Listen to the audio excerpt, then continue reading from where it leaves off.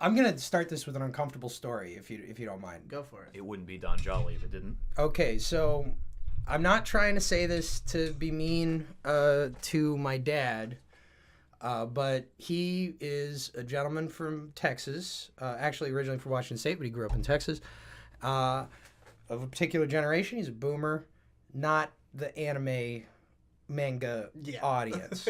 Not at all. And he was very upset that, not very upset, but like I think that, he maybe would have been happier if I had grown up to be like a giant Dallas Cowboys football fan, as opposed to being a person who at the age of like 7, like mapped 20th century history according to the releases of Godzilla films and had like developed database style knowledge. Been there. Yeah. So when I was in middle school, all my friends played Final Fantasy VII, and they were like, wow, this anime thing is going to be pretty cool. Yeah. So they started getting into Evangelion. Like, this is when everything was happening on Toonami. We were all watching DBZ, and I started to get into anime. I was like, yeah, this is freaking good. This is cool. Yeah. And I'm in middle school. I'm like in the middle of my adolescence, or I'm going through puberty, and my head's whacked out the way that your head is whacked out when you're going through puberty, and so I'm getting into manga, and I go to the bookstore with my mom, and I pick up a copy of Ranma 1/2. Oh, excellent! And I come back, and my dad sees that I have this manga, and he says, "What is that? Is that Japanese? Is that one of those Japanese comics?" Because they have sex shit in those Japanese comics. And he grabs it from me and goes through. I mean, it only takes 10 pages to reach that in Ranma 1/2. Well, but that's the thing is I'm looking at this comic through my dad's eyes, and I'm seeing the, like, now I'm a girl. And, like, I'm seeing the bare breasts and this one. And then he hands it back to me and he says, oh, this looks fine. Oh, but really? I was so embarrassed by the experience that I like threw the Ranma 1/2 volume away, and I was like, from now on, I'm done with anime. Like, I can't do this. Like, and funny, you got something familiar right behind your head. Oh, hey. I mean, like, this is, like, years later, I would, of course, start watching Urusei Yatsura on VHS tapes. Oh, awesome. Like, I mean, I've never totally gotten away from anime, but, like, it was, let's say that it was disincentivized for me to like that stuff. And not just because of the experience with my dad, but it's like there was a very low social capital. I mean, you're living in America in the 90s. I wouldn't say that it would be considered normal to like anime until at least 2008. Well, or past that. It's not even that it wasn't considered normal, because I was into plenty of stuff that like wasn't considered. Well, I mean, you know, like something like acceptable, I guess I'll say. And I'm not, I know that there's no honor in saying like, I bowed to peer pressure, but yeah, I did. I did. You're a teenager. What the fuck are you supposed to do? Absolutely. So I went through this, like, I went to graduate school, and I came out of it with like a ton of student debt. And the realization that like what I wanted to do with my life was like not really possible, and that basically like the rest of my existence was going to be begging people with more money than me to like give me a tiny platform to say only the things I was allowed to say. Like I was interviewing for like journalism jobs, and I would be told straight up. I had a guy from the Religion News Service tell me like, when we're in Brooklyn, we're at this beautiful cafe called Milk and Roses. It looks like a Wes Anderson movie. Mm-hmm. And he's like, I'm very excited because it's like, this is a fucking interview for like a real fucking job, like a real fucking magazine. And he tells me like, your job is going to be to get Democrats elected. I hope that you understand that. And I'm like, well, yes, sir. And then I fucking leave the place, and I'm like, fuck this, fuck these people. Yeah. Like I basically had a fucking, I had a nervous breakdown in the most positive sense, which is I said, like, everything I've been, like, all these people that I've been trying to placate have just fucked me over so bad. And this is the exact feeling that leads a person to post on 8chan, which I did in the aftermath of that. Because, like, and we were talking about this earlier, I've always had a bifurcated identity in that, like in the way that in the Matrix, when Agent Smith is talking to Neo, he says, like, in one life you're Thomas A. Anderson, you pay your taxes, you help your landlady take out her garbage. Yeah. The other life is lived in computers, and it looks like you're posting a lot of anime girls. but but I've always been an online shit poster. I shit post on something awful, like, you know, I post anonymously or pseudonymously. So like as my writing career was taking off and I was like getting published in magazines, at the same time I was posting anonymously on the internet, and I kind of liked the stuff I was doing anonymously a little better because I you know, I had total freedom. So like when I left graduate school and I felt burned by the fucking establishment, you know, rightly or wrongly, I felt burned. I ended up sleeping on the couch at an internet troll crash house, and I started watching Digibro videos. Yeah. And, you know, the big problem that I've had, like, all throughout my life that all of these things stem from is very difficult to find a way to like, have a meaningful life or to feel like you're having a meaningful life, like, when you live in a consumerist society where everything is for sale, like your political identity, even like your traditional identity, or like your identity as a member of your own family is something that you feel like you're buying off a shelf. And it's like, it's caused me so much anxiety. It's caused all these like bifurcations of personality and all this like weird postmodern alienation that everybody seems to experience some like side of. And I ended up watching Digi's videos, and suddenly I started to realize, like, you know, I had always had this very judgmental reaction to anime because I was like, this is the worst thing you could be into, you know, this is a bad deal. And I had started to soften up because I had been anime posting and using anime reaction images and stuff on 8chan, on the chans. Because that's just like what you did. Like, even if you weren't an anime poster, like, you'd be posting about politics and you put a fucking anime girl on it, and it makes it better. And you know, it was the Evangelion Changed Everything Forever. Yeah, was one of the big ones, and then it was your 2-part on Dragon Maid. Right. Because like Dragon Maid, to me, when I first like started watching that video, this is like everything that like 12-year-old super embarrassed, like, my dad's gonna see me looking at tits. Yeah. Like, everything that part of me like feared anime is like summed up by the idea of like Dragon Maid, the Miss Kobayashi's Dragon Maid. It's like it's this like, this is the way I looked at it back then. It's a hyper specific fetish niche that's being exploited for money. Dude, the funny thing about it is that it's not even wrong to think of it that way in a way, except that the guy who writes it is just obsessed with that shit. Well, like, and if you read a lot of his manga, like, all of it is about women with the largest tits you've ever seen in your life, like, comic, to the point where it has to be a fetish. You cannot believe that he just incidentally draws women that way, or their lollies, like completely flat chest, or the biggest tits in the world. And lots of lesbians, lots of just particular character tropes that come up again and again. And that's when you realize it's obsession. And if the creators share the obsession with the audience, then there's resonance. And it's like, if they're, you know, they are selling it to you. But the attitude of the otaku is that you are paying tribute to them for giving you what you want. Right, you know? Right. It's not like, it's not seen as... It's not seen as like a trick. They're not tricking you. Yeah. You have to love it. You have to want to support it, or else they can't succeed. And like, all anime is aimed at an extremely niche market.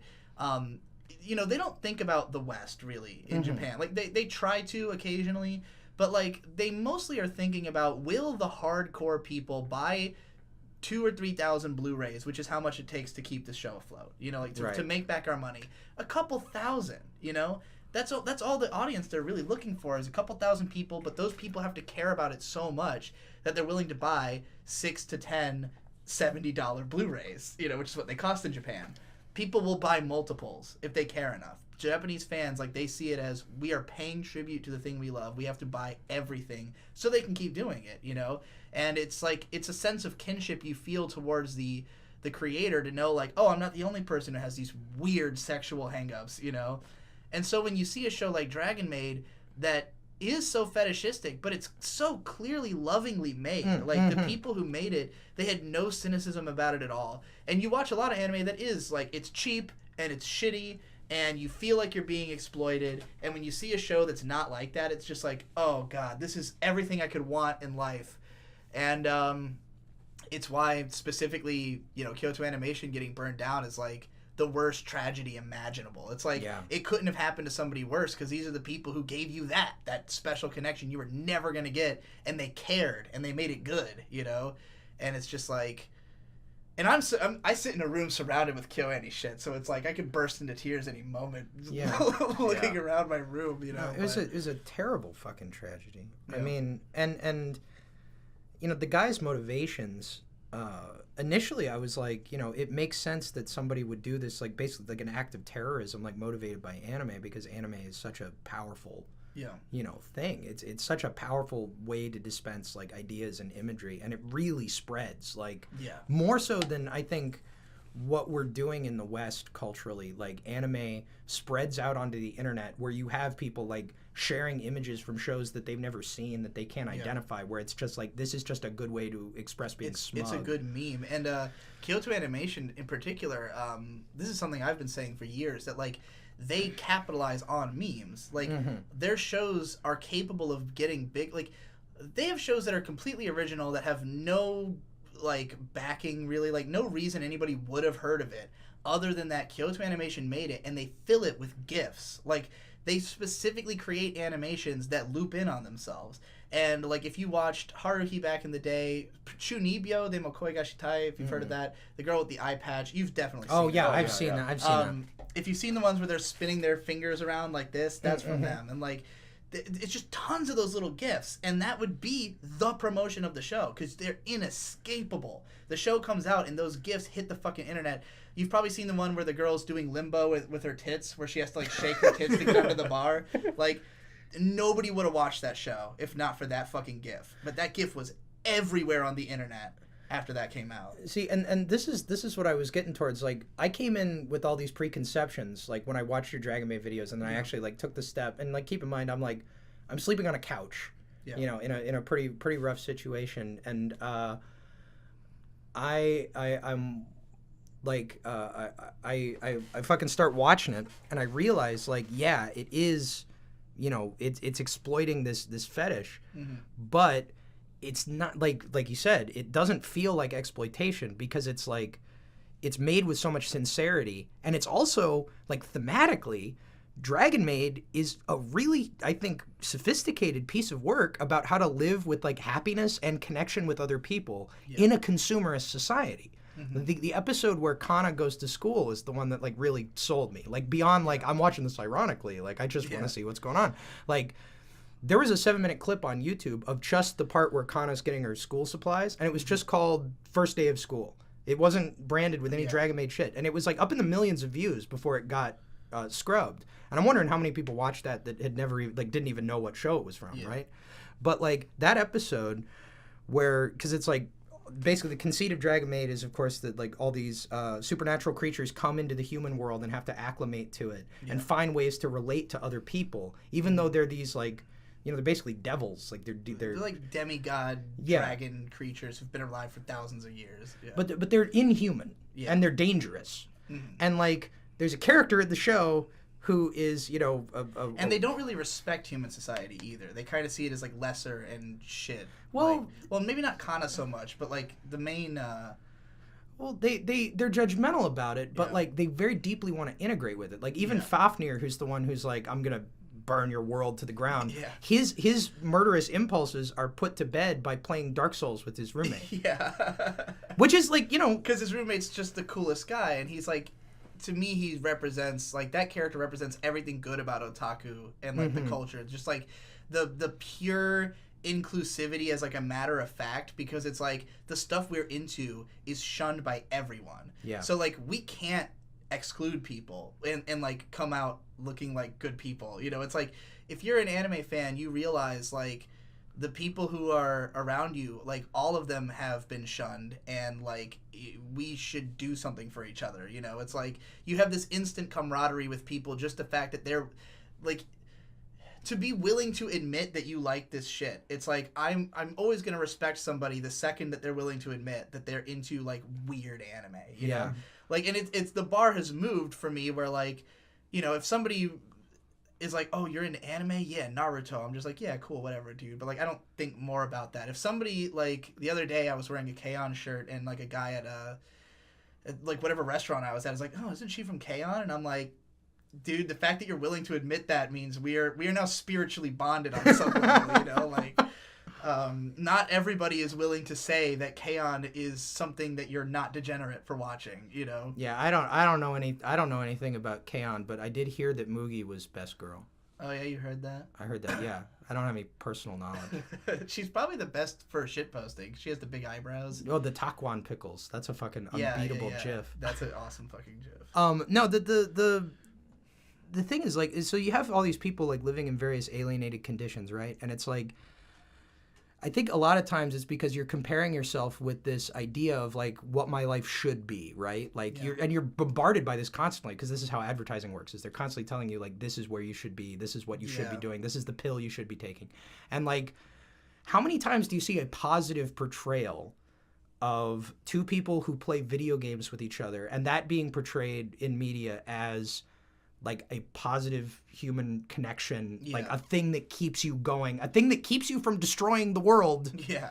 Like, once I saw that, like, and Dragon Maid is full of those little relationships that are just so humane and, like, so accepting of people. Like, watching the whole thing where Kana is going to school and, like, they go through all they go through all these various stores, and it goes through like what's fun about buying things and like going to the new fresh store and seeing all the sparkly stuff. And Kobayashi even says, everything's sparkling in my eyes, everything's shining in my eyes. And like they go through and they buy all this stuff. And at the very end of the shopping trip, Kana, you know, the little girl dragon who wants to go to school, she sees this little rabbit keychain, and she picks it up because she's just so used to like picking up things and taking them to Kobayashi to buy. And she takes it up to the register right when Kobayashi's paying, and she sees that it's 38,000 yen or something, right. And Kobayashi's like, oh, that's more than I expected, I need to pay with a card. And then Kana like hears this and feels guilty, like, I didn't realize I was costing her this much. And suddenly it's that terrible moment that happens all the time in consumer society where it's like, am I worth this? Like, am I, because everything's a marketplace, like, am I worthy of the market? Like, am I a good product? Am I worth this investment? Yeah. And, you know, Kana puts the keychain back. And it's, you know, it's very Japanese interaction where, like, you know, I see that you are put out, but, like, we're not going to talk to each other about it for now. And then by the end of the episode, you know, spoilers for fucking Dragon Maid, but Kobayashi buys Kana the rabbit keychain, which, you know, could be like a very, you know, pat moment where it's like, yeah, you are worth it. But she gives Kana like a little talk and says like, you know, I value you, I love you, I appreciate you, and like you aren't like, it's not about the money. Like this is a deeper connection.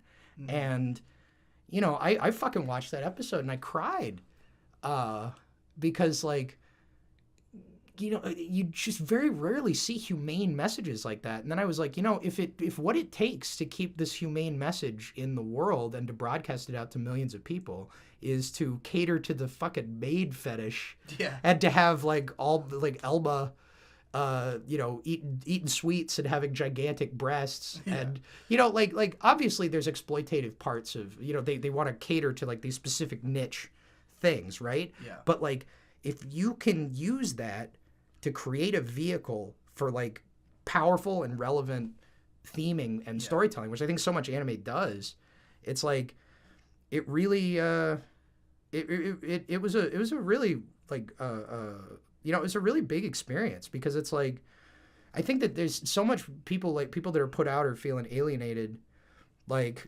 there's a real tendency to just make angry work about how much everything sucks. Yeah, I mean, you know? Anime does that too. Oh yeah, sure, I mean, well, like everything does. Yeah. But like, you know, I look at like Cowboy Bebop or Ava or something, and it's like these are not like, they're not angry, like they're not hateful pieces of work. Like, you know, you can get this thematic complexity. You basically like the thing that I realized, and you can correct me if I'm wrong, but it's like, the Japanese have figured out a way to take like exploitative, like capitalist media practices and combine them with genuine artistry in a way that I think seems, you know. I think it comes down to, this might sound like a non sequitur, but Andrew Yang, who Okay. I'm a big fan of. Okay. His thing is he wants to bring us into a society called human capitalism. Yeah. That's like his buzz term, and I really love it because like I generally consider myself to be like in favor of capitalism as a system. Mm-hmm. I just think that the problem with it is it's mostly the implementation, and it's the idea that like it has to be this all or nothing. It has to be either like anarcho-capitalism or communism, and it's like, well, we can have capitalism and the good things about it, and then just like be aware of when we're being a piece of shit and not do that. You know, Yeah. like just hold ourselves accountable and like say you like more even than you can't do this. Just don't reward bad behavior. Like don't like boycotting in theory should work. You know, don't buy things from people who do evil things. But like so much of our society is built around obfuscating the evil. You know, it's Yeah. about the companies not letting you know that they're doing something evil, or just tricking you into buying it anyways, or you know, competing with each other in these underhanded ways. But it's like you could, you know, regulate some of that, inform people better, make sure people know where their money is going. And like I think Japan is just a little bit more advanced in that regard. Like I think that their society just has a better understanding of like, you know, not so much that they're like more transparent, but just maybe there's just more trust in the corporations to do right. You know, Yeah. like you don't get the sense that like all these Japanese corporations are totally evil. I mean, some of them have evil practices. Like Konami is not a very liked company. You know, Sony's made some mistakes, but like you think of a company like Nintendo, and you're like, Yeah. if the corporations are trying to be my father, Nintendo's been a good father to me. You know, Yeah. like I don't mind. Like I don't mind that corporations have so much influence if they're good, and like I want people to recognize whether what they're doing is good or not. Do they have your best intentions in mind? Do they want something good for you? And like with anime, I think that the relationship between fans and creators is just stronger in that sense, that like because they appeal to such a small crowd, it's like they really have to have your best interest in mind. Like even if it's just making trashy fan service shit, like it has to be good. You have to be able to come, you know. If I Yeah. can't come, I'm not buying the Blu-ray, you know. So like they, you know, I guess it's just like they can't get away with being evil and corporate and make anime, because anime can't be corporatized. It's too autistic. Like it will never have mass appeal. Just Yeah. the fact that it's animated at all. Like you look at something like these stupid fucking Disney remakes, and like the only reason they're profitable is that to normies, literally live action is just better than cartoons. Just flat out, because it's real in their Yeah. mind. There was a time my dad, this fucking blew my mind to shit. One time I was trying to get my dad to watch anime, and he was like, you know, I'm not really into, like, you know, I'm like more into nonfiction than fiction. And I was like, you watch TV shows all the time. Like, you've watched Game of Thrones 6 times. It's fiction. Like, but I got what he meant. Like, Yeah. he can't relate to cartoons because he doesn't see it as people. He just sees it as... Yeah, but well, I mean, it's always been something with me. It's like, people are like, I don't watch anime. That's like saying I don't watch live action. Like, there's not Right. one genre of anime. Exactly. And you it's know? always been strange to me when people say it. They're like, Yeah. oh, yeah, I don't watch that stuff. And I'm like, why? Like, I'm sure I can find one you'll like. I'm sure of it. There's so many of them. There's thousands and thousands of anime in every genre, every type of person. Like, you know, but like, it is also a thing where you kind of have to find the specific one that is for you, you know, where like, I don't think anybody... If somebody tells me like my favorite anime is, you know, something that's in Shonen Jump, I'm going to assume you haven't seen that many. Yeah. Because the point of the medium in my eyes is that like you've got that broadly appealing stuff, and I think that stuff, the best thing it does is to draw attention, draw you deeper in, you know? And like that's kind of what I consider my channel to be. Like I am a deep lore otaku guy. My videos are not deep lore videos. Yeah. They're meant to drag people who are kind of into anime deeper into anime. Yeah, it you worked, know? you fucker. Yeah, that's always been my mission. It's just like I want you to recognize that there is one for you. Yeah. And when you find it, it will change your life, you know, Yeah. because you'll be like, oh fuck, no, I've never related to anything this powerfully before. Well, you once know? you see Blend S, you just can't go back. Once you, but There's just no going back. there's just no going back Yeah. after. I haven't gotten to Blood Death yet. Don't. I Just don't. yeah. I haven't even. I haven't watched any new shows yet. But this season, I mean, I watched Vatican Miracle Investigators. I think this is the last thing I watched. The fuck is that? Did you know what it was like last year? It was about Vatican Miracle. never even I heard think of I it. might have sampled it or Is that something. real? I mean, I would be surprised if anybody but me got outside the first 3 episodes because it is like deeply boring. But like, I'm gonna give you the fucking. I'm gonna give you the. Yeah, give me the elevator pitch. I'm of gonna this go- deeply boring anime. Okay, dog. I'm gonna give you the elevator pitch here for Vatican Miracle Investigators.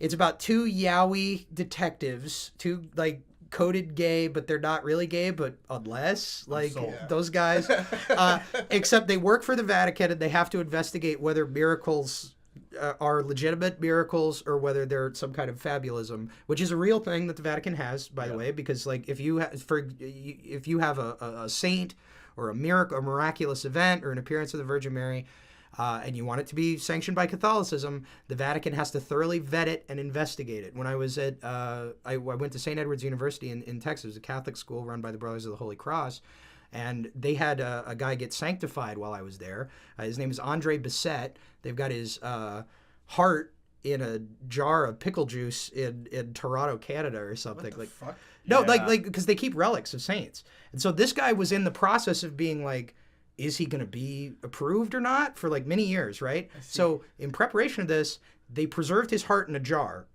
except Religion is fucking weird, dude. Yeah, what the fuck? That's weirder than any anime I've ever seen. well, for the well, record. but you Well, haven't. I guess it shows up in this anime, right? Yes, Or, it does. Oh, Because Jesus. so like, but the one asterisk on that is that the heart was briefly stolen. So while the Vatican did sanctify Brother Andre Bissett, the heart is not officially the relic of a saint, but it's almost the relic of a saint because they're pretty sure it's the same heart. It might be a different heart though. They have no idea. They have no Oh, idea. jeez. But that's how intense the Vatican is like the heart disappeared for 3 days and then the heart returned and they're like, well, we don't know if it's the same heart, so technically not a relic. You know, so they send out these investigators. That's a real thing. And it's about 2 Vatican miracle investigators who are dispatched to America to investigate I think a case of stigmata at like a Catholic school, except the people who made the show know a lot about Catholicism and absolutely nothing about America. Yeah. So it's like America looks like the Old West and the 40s and Nazi Germany and Oh my also like God. trees because they don't want to fill in the background. And people are always like, you know, they throw in all these place names, but they're not even places that are close to each other. It's like people are in Colorado and then they're like, oh, slightly north of here is New York. And I'm like, what the fuck are you talking about? No, I've always loved anime's portrayal of the United States. Like, what's the one with the guy's like, hey, you boys want some fucking hot dogs?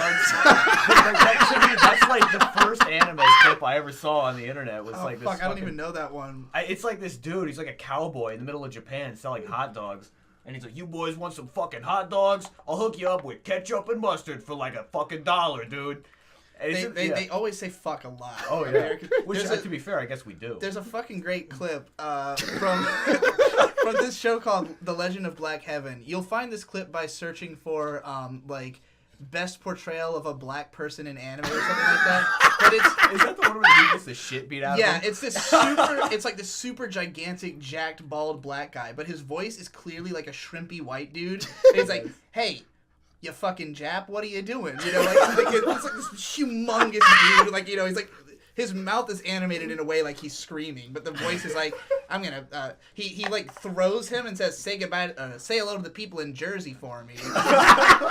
Throws him through a billboard. We're great. talking about bad portrayals of America, but I do think we should focus on the fact that like there is some anime that's like incredibly accurate. Like Mad Bull 34 is a documentary. That- seen that- Mad That's Bull a 34? documentary. Dude, Mad Bull is one of the greatest anime ever. Yes. made. Yeah, Mad I'm Bull a is one of the huge fucking greatest. fan of Mad Bull. Absolutely. You know, the funny thing is that Mad Bull is like, it was infamous as like an awesomely bad anime for a very long time. It's just good. Yeah. It's There's nothing wrong. Like, people just say that because it's like very exploitative and violent. So like It people is. want to say like, oh, it's really bad. It's really uncouth. No, it's fucking great. It's legitimately No, good. The it's writing is fantastic, great. The yeah. characters are fun, and like, yes, it is violent and exploitative, and It's chauvinistic, but it's still good. The show opens up with there's a black guy and a white guy committing a crime, and they kill the black guy and arrest the white guy. Like, that's how it opens. Yeah. I mean, look, You know, it's like not- Mad Bull 34. Like, people say it's exploitative or whatever, but like, look, I lived in New York for 7 years, dude. Mad Bull 34 is a fucking documentary. That shit happens every fucking day. Mad Bull, like, look, okay, sure. Did Mad Bull, like, almost commit a rape at the end of fucking the second OVA? Yeah. But he did it to save the girl from getting her heart broken because she was in love with him, dude. Yeah. He had to come on strong. Anyway, fucking, I don't know where to go. It was created by, the original creator of Mad Bull is, like, one of the most legendary manga authors. A guy named Kazuo Koike, who also did, Lone Wolf and Cub. Oh, right on. I've seen that. Yeah, I think it's the same guy. So if I'm wrong about that, I'm gonna get crucified. Yeah, Well, you're I'm pretty sure it's the crucified. Lone Wolf and Cub If guy. you can find the Mad Bull manga, it has some of the best reaction pictures that you can crop out. Oh my I think god. so. Yeah. I believe it. Yeah. I don't know if that has that ever been released in English. Do I you mean, know? there's That I there's don't know. there's There fan has to be, translations yeah. for sure. Okay. I found a copy on like the manga site that I use that was like, I mean, it was ancient JPEGs, just like fucking the lowest resolution, man. And I was like, this is the perfect way to read the Mad Bull 34 manga. Fullylegalmanga.ru, right? Yeah, fullylegalmanga.ru, and it's like, if you're willing to put up with porn ads with sound, this is gonna be the best manga site for you. Don't actually go. We don't know if that's a real website. Don't actually go to that. Holy shit. Because I like totally legal manga actually sounds even worse. Than, like,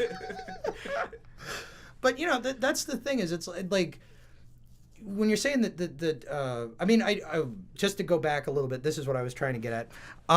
We were talking about Nintendo in the car, and you were saying like if Nintendo wants to be my father, I'm comfortable with That that. wasn't in the car. That was like 5 minutes ago. No. No, Don and I on our way yeah. up here, we were actually. Oh, you had the discussing- same conversation. No. We had a similar conversation, but like, I just played Mario Odyssey, right? Like, I'm suspicious of all forms of power, but especially corporate power because it's very opaque. Yeah. You know, because there isn't a lot of like ways in to figure out what their decision making process is, and I also think that the larger a company gets, the more cross pressures are working on the people in charge of it. Yeah. It basically like I think of a corporation or basically like the major economic units of life on the planet today are these sort of like animal intelligences that are created like that contain individual human beings as like cells connected by technology, and they sort of act with this reptilian intelligence, which is more profit, more profit, more profit. So I read enough H.P. Lovecraft to say that I don't want to be ruled by dark gods with like Azathoth, the like insane god at the center of the universe. I don't want that. But You know, I fucked up in my light novel because I made the main villain is Yog-Sothoth, and it was supposed to be Azathoth. I got it mixed up. well, like Yog-Sothoth is a much better villain because Azathoth just like the terror of Azathoth is that like Azathoth is God. Yeah. Like he created everything. And he's a fucking moron. This is he's an idiot. He like actually can't perceive anything. He's just a fucking. He's just a all moron. I really knew about him is that like is he's the one who, like, if you speak his name, the universe ends, right? Or is that Cthulhu? Who has that? No. That's like another. I don't know if that's like that. There might be because there's the poem Azathoth. Azathoth shows up in a couple of different things, and the thing is like so. When you say you've read a lot of Lovecraft, do you just mean Lovecraft himself, or like Cthulhu mythos built around him by like his guys? So no, like I actually think that like okay, this I'm gonna do a different thing about this, but I'm a huge Lovecraft reader. Yeah. Lovecraft is a shit poster. He is a much better shit poster than he is a writer, actually. Interesting. Like because he lived, like he was a very isolated individual. Yeah. He had a whole network of people that he communicated with all across the country, and like pretty much everybody that H.P. Lovecraft wrote letters with ended up having a writing career. He was fucking super inspirational. He was a creator of pathways like Robert Bloch, all kinds of Fritz Lieber, all kinds of fucking really important, especially horror and fantasy authors, were communicating with him. And Lovecraft wrote. Like I think we have right now about 30,000 of his letters, and he wrote. Jesus Christ. He wrote even more than that. And these are not small letters. These are like him and Robert Howard had like I have 2 volumes of it. they had a multiple year correspondence of like 20-page letters debating the relative merits of civilization. Robert Howard, of course, being the writer who created Conan the Barbarian. And Lovecraft is saying, like, civilization is, it's the purpose of human beings. We have to create more organized societies. And Robert Howard is saying, civilization is fucking bullshit. I'm going to go out and bust a guy's head with a battle axe. Like, that's what I'm about. It's like just a conversation between the left and right hemispheres of my own brain, it sounds Pretty much, yeah. But the thing is, like Lovecraft's social... Like, Lovecraft had a post-history. And you could say that, like, that intellectuals or figures from before Lovecraft's time... that they also had a large social existence in correspondence. Right. I mean, you've always had great epistolary writers. Horace Walpole is perhaps better known for his letters than his literary works. People don't think much of the Castle of Otranto today, but they do read the letters of Horace Walpole because, like, that's one of the... Do you think one day that, like, our fucking Discord archives are going to be like this to people? I fucking hope not. Yeah. I don't know about Discord. I mean... We don't know how any of this stuff is going to get preserved, but the one thing that we do know about, like, how posting is going to, like assuming that industrial civilization doesn't totally collapse, which I'm going to assume. It's a brave assumption. Like, the most transmittable information that we have now is text. Yeah. Like, if you can break something down into a .txt file, I think that is a very fucking durable, like, format. Yeah. Because basically the thing that makes digital stuff hard to access is the platform goes down or there isn't a way to read it. Yeah. And, like, I think a lot of stuff on the internet is going to end up being very ephemeral. But anything that's in the cloud, I don't trust it. No, it's just for like, sure. And even, like, physical, because my fucking hard drives die all the time. And it's like, I'm always having this fear of, like, yeah, all it takes is one flood and a server going down and all my shit's gone, you know? It's rough, because, like, you can't be the guy with, hard drives stashed everywhere in fireproof safes because then you look crazy, but then if you don't... And it's expensive. You can get fucked, Yeah. I mean, I have thousands and thousands of content pieces on the internet. I don't even know where all of it is. Like, there's lots of stuff I don't know if I have it somewhere, you know? Like, it might be that it is literally gone and I just don't even realize, But it's terrifying. I mean, the best insurance against it isn't actually, like, putting your hard drive in a fireproof safe or whatever. It's like, keep the file size low and make it transmittable. Make it something that people don't have to break their backs to save. Right. And like, that's the thing is, like, there is fucking .txt files from the early fucking 80s and you can find, like, archives. Like, that's where I got the Anarchist Cookbook. Hell yeah. That helped me do a lot of anarchy. But, like, hey, thanks, fucking dude who typed that up in .txt format in, like, 1985 because I still have that. And, like, I think I've got it on my fucking phone. Like, that text file is never going to die because it's, like, it's just so fucking easy to transmit it as long as this technology exists in some format. Well, I mean, TXTs are small enough. You can instantly just drop them in Discord, and even with a 4G connection, it's downloaded in under a second. You're making me, like, realize the need to preserve TXTs because, like, all my shit's video. It's huge, like, and granted, I almost never, like, render shit above 720p, like, pretty much because, like, it's too much fucking space being taken up, and, like, there are people who have, like, full, or are trying to build full archives of all my content, like, fans of mine who are filling hard drives with my shit, but, like, it is a lot of fun. I have thousands of videos, which is why YouTube's the only place someone like me can even go. Like, I literally could not post the volume of content I do on any other website except for BitChute now. Yeah. How's that even going though? I mean, BitChute's been really shaky for a long time. Is it? Because I mean, I know it's had issues in the past. Well, when you say issues, like stability issues? Well, I don't know. Like, it's always had buffering issues and everything. It's like YouTube in the early days, right? Well, because it's entirely peer-to-peer. So, like, I think basically BitChute has, like, one dedicated seed of your video when you post it, but, like, ideally it's other people are seeding it to you. I don't entirely know how it works. Well, it seems like you have to have an outside audience. Like, you can't upload something and have people find it because people can't really load it because it's still buffering. Well, and you got to worry about that too because it's like, I did a story when I did an article for Penthouse about MDE. It was when their YouTube channel had been taken down, and I called. I had a contact at Google, and I called. I got in touch with the YouTube support people, Like the people that are. I can't believe you got away with that without having 1 million subsubscribers. Like, Oh, you know how I mean, hard it is to reach YouTube I should support also specify- sometimes? Yeah, but I have- like, you know, fucking I got like this was before subscribers. Like this was published in Penthouse magazine. Like Jetta Bag issue of Penthouse magazine had this story. It's like fucking something in 2015. I don't know, you can find it. But I got in touch with the people who were actually in charge of like determining, you know, when you would scrub shit off of YouTube, when you would scrub a Okay. channel. And I asked them like, okay, what's your procedure? Like, how do you do this? And they were like, we have a procedure.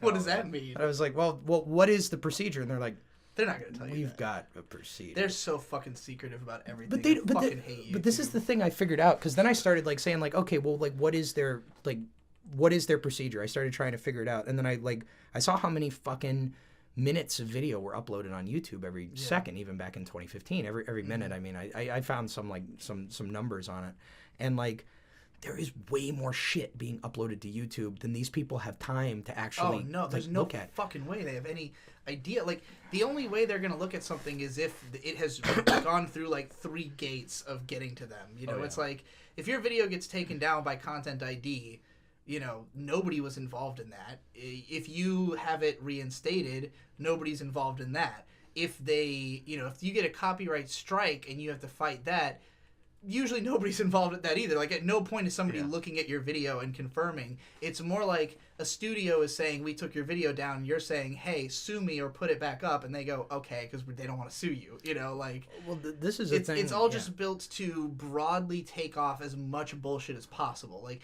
it's not targeting you. You're just getting caught in the nets essentially. You know, of them trying to take off.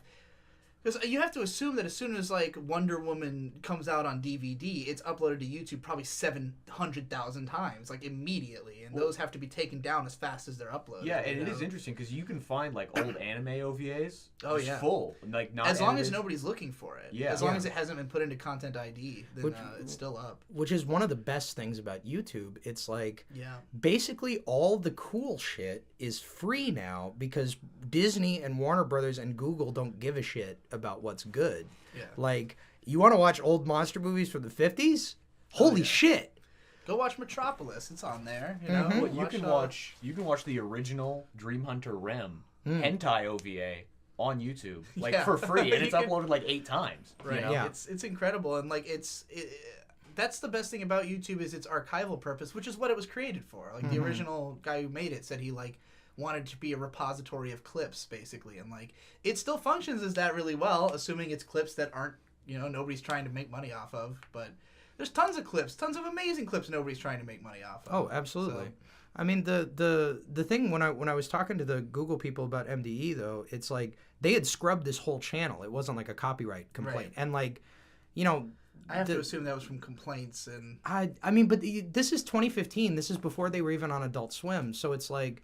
Well, and there was more than one channel too. I mean, $1 Million Extreme 2 is still up with everything, just with baked-in advertisements at a lower resolution.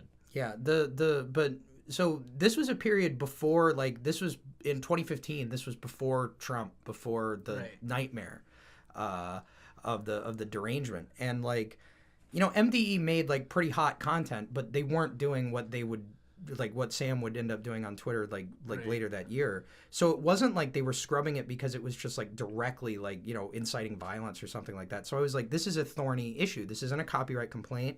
This is a thing where you decided to scrub a channel because of like some kind of content violation. So I was like, ultimately, I think they say like they're opaque about their procedures because I don't think they actually have one. Yeah. Like, and you can get into the position where MDE was, where it's like, I'm making my living on your platform, and now they just get rid of you and they don't care. And now I'm gone. Do you know about Monkey Jones? Yeah, I was actually gonna say he just got his whole shit flagged, and with him, he had already had his channel taken down several times. Like he had been because he had a Boku no Pico video that kept getting community guideline strikes and like. You don't know Boku no Pico? Let's just keep it that way. Let's just keep it that way. It's the most... No, you fucking have to know it if you've been on the chans. Like, it's the biggest meme. It's just a... It's just a Shota anime. It's a Shota porn. It's like...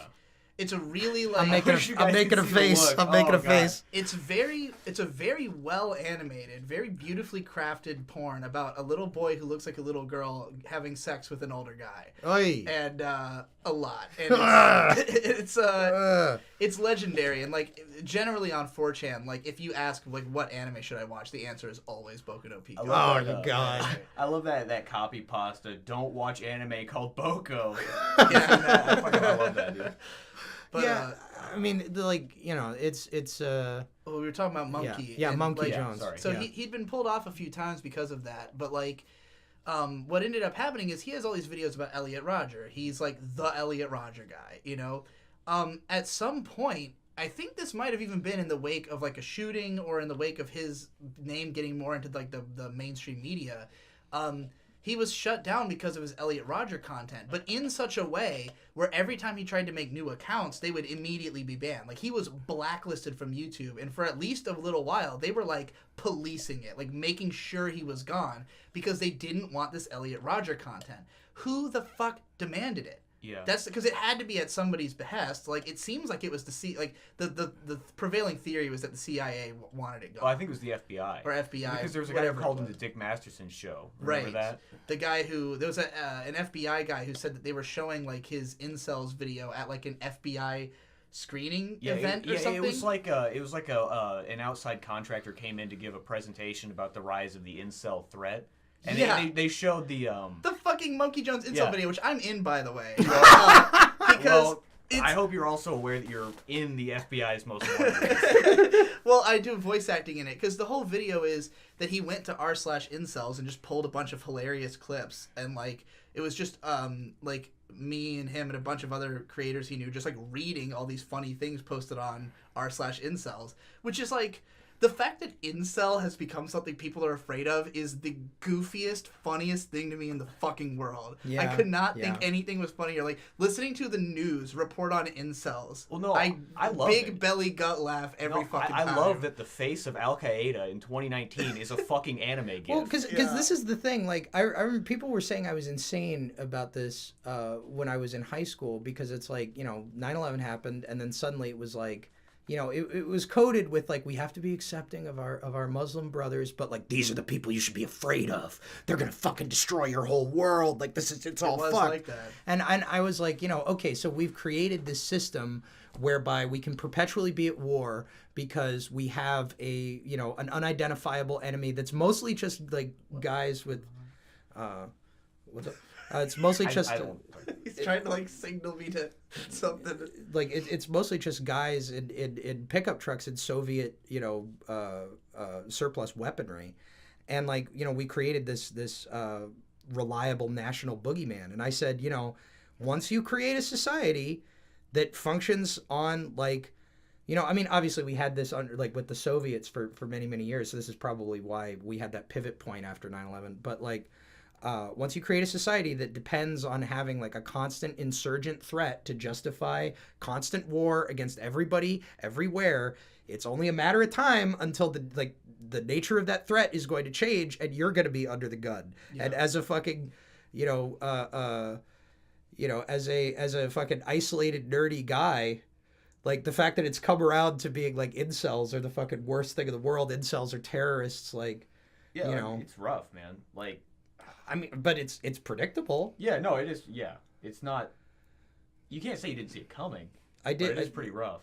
I mean, I understand if people are like feeling really because I see, I saw people posting on the chans that are like, I don't have anything in my life. Like, I can't get laid. I'm fucking nowhere. And now everybody thinks I'm the fucking devil. Yeah. And it's like. I mean, if there was anything that was going to guarantee that incels were going to become shooters, it's constantly telling them that they're going to become shooters. Like, or like if there's anything that's going to guarantee like Islamist aggression against the West, it's like confirming them as our major existential threat. Literally. Have you ever like watched ISIS recruitment videos? Oh yeah, of course. They're like, this is so bad. Oh my god, Boku no Pico to ISIS in like fucking 3 steps. I was worried about. I was like, I really hope I'm not fucking up your podcast. I don't want to I don't know what I'm doing, so I don't want to fuck up your Boku no Pico ISIS podcast. This is the fucking darkest roast possible. Yeah. No, it's funny. And I actually haven't, but I had heard from I think my mom For the record, I also have never seen an ISIS recruitment video. I think my mom randomly saw one, and she told me it had really opened her eyes to why they were so radicalized, because she was like, this makes America look so bad. It's just videos about the honest truth about how all the bad things America has done to the Middle East, and it just tells people hey, here's how they treat your people, and here's what they've done there. Do you want to do something about it? And it's you watch that and you go, yeah, that sounds like a big problem. Well, I disavow that. Disavow. We're gonna do the disavow on that one. It is interesting how it's I'm disavowing Boku no Pico as well. Yeah. No, it's we've tried. I'm re-avowing Boku no Pico. I'm in a moral gray area. I also have not actually watched Boku no Pico. Which is actually kind of a mark of shame. We for should me, probably have a viewing party. No, I'm avowing not watching Boku no Pico. Anyway, no, it's the military-industrial complex turns these countries into nothing but a cog to just generate profit for the defense industry, and then we're supposed to be surprised when we get pushback. You know what? Well, it's that's the thing that's interesting to me about the incel thing, and Pete Buttigieg was on the campaign trail saying, I mean, he's not going to be president. I'm not saying that, but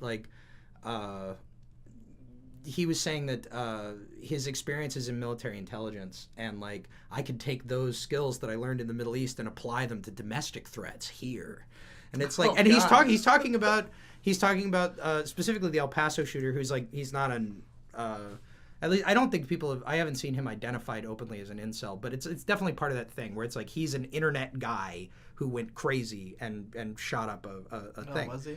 Yeah. Well, he posted the manifesto on 8chan, and it's horrible shit. It's that guy, yeah.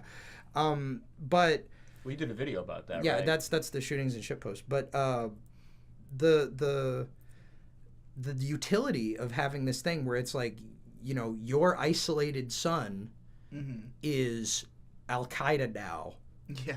It's that justifies so much spending. I could see, you're saying, the FBI were watching a Bub Q. Jones video at a training conference. It's how many people are getting paid out, man? Off of this narrative of paranoia and fear that is it's so close to home. It's hey, your cousin who never brings a girlfriend to Thanksgiving, and he's a little off. He's got that Hidari sticker on his car. You know how he's always quoting shit he read on the internet and laughing, and you don't think it's funny because it's too edgy. Yeah. That guy's gonna fucking kill you, so you better report him to the cops. Yeah. If you don't have a girlfriend, you need to come out as gay right now, or the FBI will get you. It's the only solution, guys. I'm sorry. I'm gay. Yeah. No, but no, seriously, it's you create this engine of paranoia. We should just have shirts "Don't shoot me, I'm gay." Yeah. Holy shit. Oh, that's pretty dark. That's dark.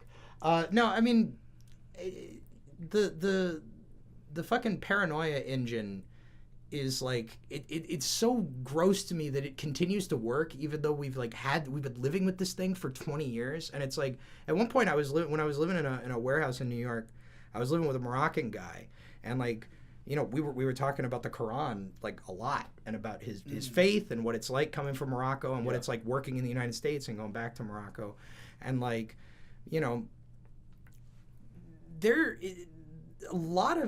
seems to be a pretty broad agreement across cultures as to what the big problems of the world are. And it's the American military industrial complex, unchecked corporatism, alienation, there's just this broad sense of agreement. And the fact that we still allow ourselves to have CNN get out in front of us and say okay, this is the new enemy, and to have it stimulate all this economic activity with full public justification without people just calling bullshit is very strange to me. I can't believe they're getting away with incels specific. That's what makes it so funny to me. Is how can you possibly tell me that virgins are the enemy? Yeah, I'm afraid of guys who can't get laid. What the fuck are you talking? They don't leave their house. Speaking personally, I wouldn't even have had the courage to speak to somebody who sold guns. Yeah. The people I know online, they don't leave their house. They're not. Incels aren't out there buying guns and going on mass shootings. It's like you have to be a certain kind of person. Like Elliot Rodger was not just some garden variety incel. He was like a weird, rich, like guy from a weird background where his parents Elliot treated Rodger him really weird and stuff like that. And it's like, yeah, he was an incel in a sense. Like that was his motivation, but like he was a fucking crazy person. Like it's not the fact that he was an incel; it's the fact that he was out of his fucking mind. Well, and he didn't follow the incel mold. Like he would go out to Starbucks, but he expected because he drove a BMW, girls should come talk to him. Talk to him, right? Yeah, and like his mindset is fucking. Nobody has that mindset. There is nobody in the incel community who is like Elliot Rodger. Well, and it's particularly tragic because a lot of these people are people with histories of sexual abuse or whatever, and they're having a lot of trouble with it, and then they're being fed these cultural narratives that they're the new Al Qaeda, and it's like, it's fucking horrible, really. It really is. Yeah, it's a terrible, terrible thing. I don't want to bring the mood down. I'm sorry. Yeah, but like it fucking depresses me. Dicks and balls and cocks and dicks. There you go. Okay. Yeah, let's lighten it. Let's lighten it up. Well, we should take a break so we can go. So I can procure some things that. Let's get some things. I'd like to, get some things. Make a purchase, if you will. Yeah. Let's do it. All right. Rejoining. This is a podcast. So I'm just gonna edit out the part where we're not here. So let's talk about D Live. Yes. Because the last thing I heard about D Live was that PewDiePie was going over to it because he had just gotten in some tiff with YouTube. And I think he did so on a limited capacity, but I haven't seen it show up much in the media stream, or in my particular media stream since then. I don't think it was that he was in a tiff with it as much as he received a payout to stream there. Oh, he did? I think. I thought that was a story. I didn't follow it that closely. Yeah, see, I didn't follow it closely either. Big if true. But I just like just a sponsored stream, you know. Yeah. But like Digi knows a lot about this, so could you just kind of go into D Live? I know less about D Live than I do about DTube. Okay. But D Live, as I understand it, is built on the blockchain, right? Right. Yeah. So I would assume that's why they're using the same initial thing. I don't know if it's like the same people or what. It's not associated. It's not. I'm pretty sure it's not associated because DTube is down. And DTube. Well, the funny thing about DTube is it was like it ran on the blockchain, but it just did not have enough like servers hosting the blockchain that it was built on to handle the bandwidth of all the shit that was being uploaded. Just because, like, the way that the blockchain works is that it's just hosted by anybody who gives server space to it, essentially, and like people build server farms just to service the blockchain, and that's all fine for like money transactions, which are not a huge load on anything, but like fucking hundreds of hours of video is a huge fucking load, and like it was just a matter of if people were willing to like invest in it, then there's no reason it couldn't have worked in a way, but like I think it was just built by some guys who probably just didn't have any connections or any way to make it grow.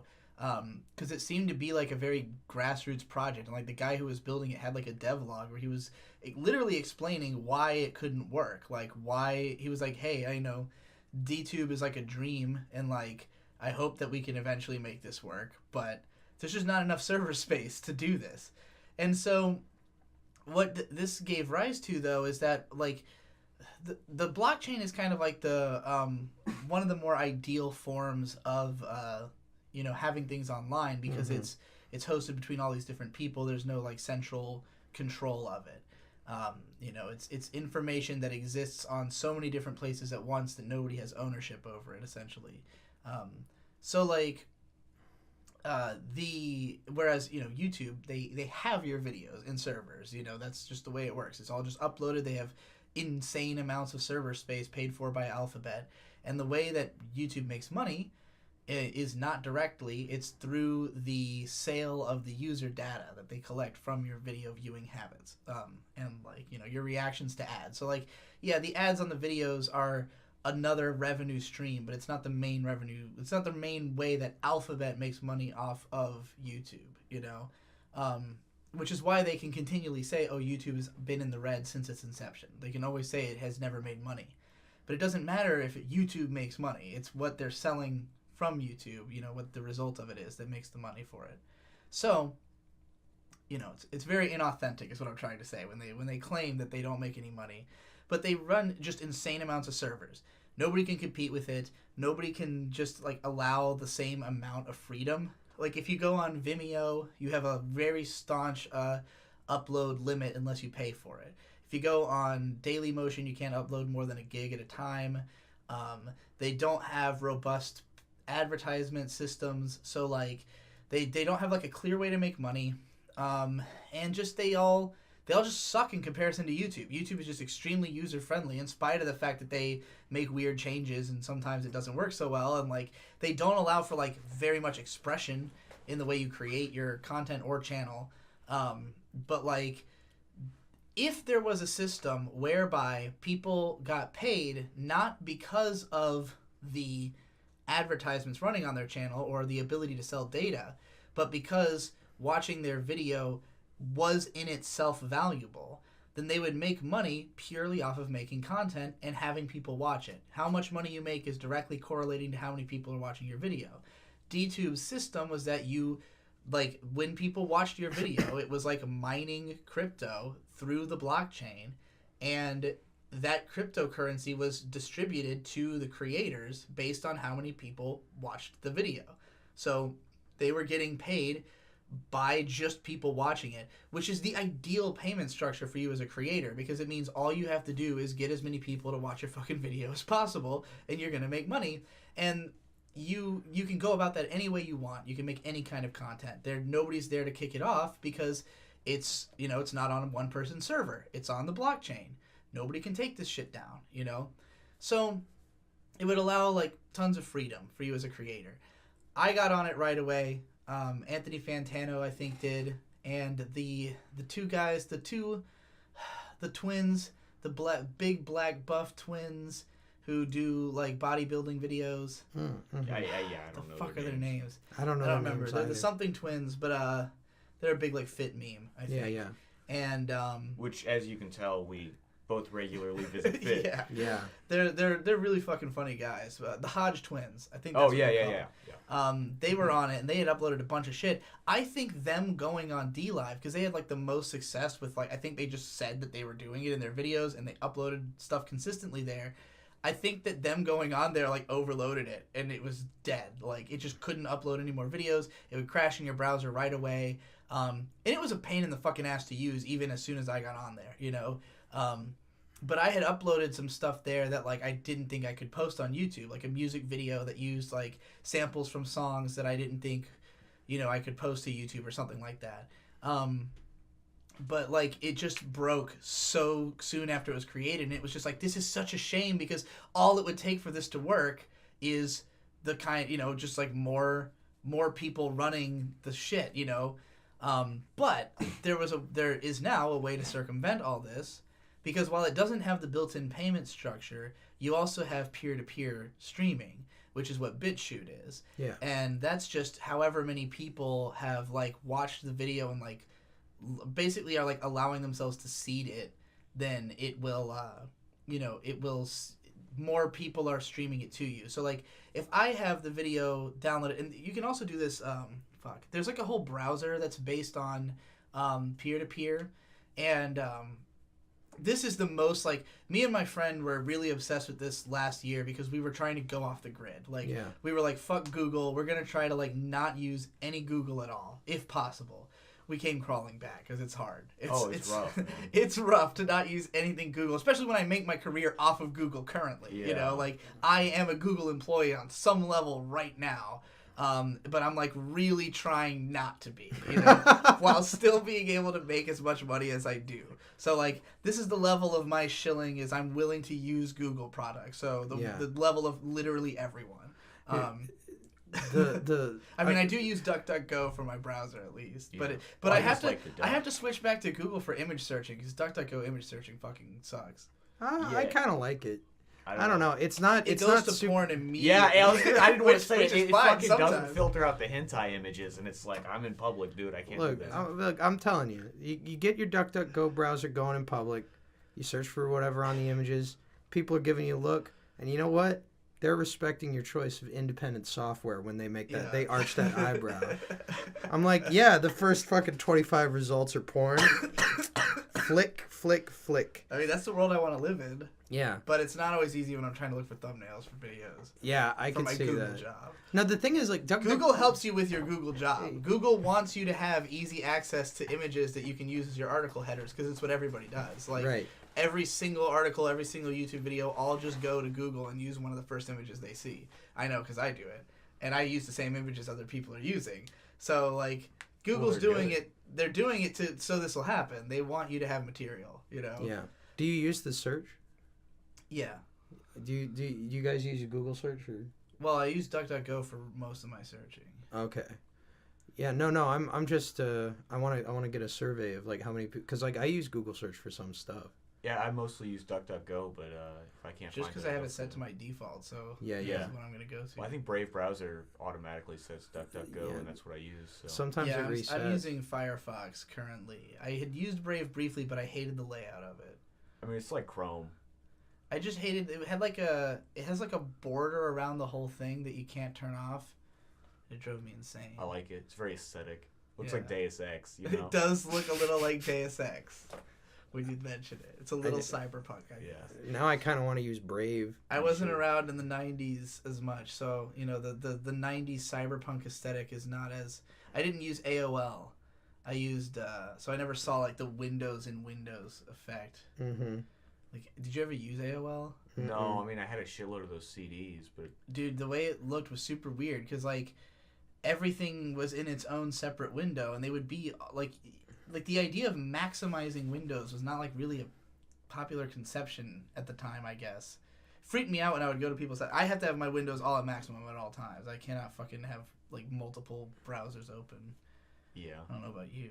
I don't know. I like to have as many browsers as I can. Yeah. Yeah. I full bore, all information. Yeah. Do you keep like notifications on everything? Well, I have them set to auto allow. You know, because I love it when I go to a news website and it says, "Hey, we'd like to know your location, and can we send you notifications?" Yes. Thank you, Gawker, whatever Gawker is now, Splinter. Splinter, yeah. Yeah, Splinter. Yes. They splintered off. Well, that's not actually what happened. Gawker They just changed their name for no fucking reason. No, they got sued by Hulk Hogan. Did you not hear about this? Oh, yeah, that's right. Yeah, the Peter Deservedly Thiel so. thing. Yeah. Yeah. No, but they got sued by Hulk Hogan, and he jacked them up. And so the whole company had been, like, Gawker Media had been absorbed by Univision earlier that year. So they still owned the whole Gawker family. But part of the condition of the lawsuit, like, the Gawker name now belongs to Hulk Hogan. And so they're... Amazing. That's a hilarious fuck you to get this lawsuit. I mean, you got to understand that from the perspective of certain people on the internet. Like, 2016 was the year that Donald Trump became president. Like, an internet troll became president of the United States. And Hulk Hogan, like, suplexed Gawker Media to death. Like, I know that everybody's very upset about 2016, and in some cases, very rightly so. But, like, for a certain section of the population, it was kind of the year. Like, if you were a fucking internet shit poster, if you were on fucking Fiad back in the day, and if you don't give a shit, like, 2016 was the year that, like, America just, like, threw up its hands and was like, fuck it! Fuck! You guys win! You're right, we suck! I don't know, because, like, the whole game of trolling, like, I dropped acid recently, and I wrote a message to myself that, you know, I try to keep in mind at all times. Trolling is the art of taking credit when things collapse on their own. Yeah. So this is what it is. It's like you find something that has like serious structural weaknesses and you notice... Usually a person. Well, usually a person, but like actually more often like a concept in my opinion. I mean, because I think there's done with organizations quite often. Oh yeah, like you find the thing that you find the tear that is going to bring the whole thing down, and then you just start saying that you've already done it, and it happens. Yeah. Like, because it was going to happen anyway, but now you've inserted yourself into the narrative in a, you know, hopefully an artful and funny way. Right. And like that was the thing is like the whole like that whole section of the internet, which is very populous. You know, it's like 4chan's, it's 4chan, it's 8chan, it's the Chan situation. Yeah. Like they were able to create this circumstance where like they purposefully took on the title of being responsible for the greatest disaster in American political history, which is how the media views it, you know? And that responsibility got swamped. Like, fucking Joker is a movie about a fucking internet troll who doesn't use the internet because you can't show technology positively in old media right now. Like, you notice every magazine is how Twitter ruined my life, how Instagram destroyed my soul, you know? Oh my God, I got on BitChute once and then I ate a baby. Like, they're as scared of it as they are scared of LSD, and that's the fucking game that we're all playing at the moment. Like, you're talking about this blockchain shit. Do you know what people who work at fucking NBC talk about in their meetings? They don't, like they've got, well, I don't know either, but, like, the fucking, like, I know a little bit about people that work in, like, the actual media. Yeah. Like, and I hear the sophistication of the way that they're approaching the problem, like, oh man, you know, readership's down, dude. Oh God, what's gonna happen? And the way that they approach that problem is like, you know, I hear environment is good now. Environment is in, maybe more environment. I'm a big fan of the environment. Like they think that that's what a hashtag is. When it's like the game that we're playing here, it's like if you could actually get a blockchain based video platform that paid people out, like you could outperform Alphabet. Yes. It's not impossible. No. It doesn't actually require the construction of physical infrastructure. No. Like, that's the game of the fucking... It takes technical know-how and people giving a shit. And hopefully money. Yeah. Like, and there's tons of people who would have tons of reason to invest in this, but nobody fucking knows about it. Yeah. And it's just a guy doing it, you know? Like, just making this thing kind of as an experiment. So, is that project just done forever then, or...? I think he just is, like, hoping one day it'll be, you know, like, maybe I could try again. I don't know. I haven't followed up on it, really. But, like, you know, stuff like BitChute at least works, because even if it doesn't pay you out, at least the fact that it's peer-to-peer means that you can host fucking anything there, you know? Like, nobody's going to DMCA your video. So, like, I have a bunch of shit that... I have stuff that gets kicked off of Google Drive. Because... I fucking, when I started, you know, I've had my YouTube channel taken down several times over copyright shit. I use anime clips. You have to be really fucking careful with them, and no matter what, you still can get copyright strikes. And if you get 3 of those, it doesn't matter if you win all 3 of them, your channel goes down, you know? And, like, if you don't fight them fast enough, you might not get in there to appeal them before your channel goes down. I've always been lucky that I never got, like, 3 at once and just died, you know? Yeah. But, like...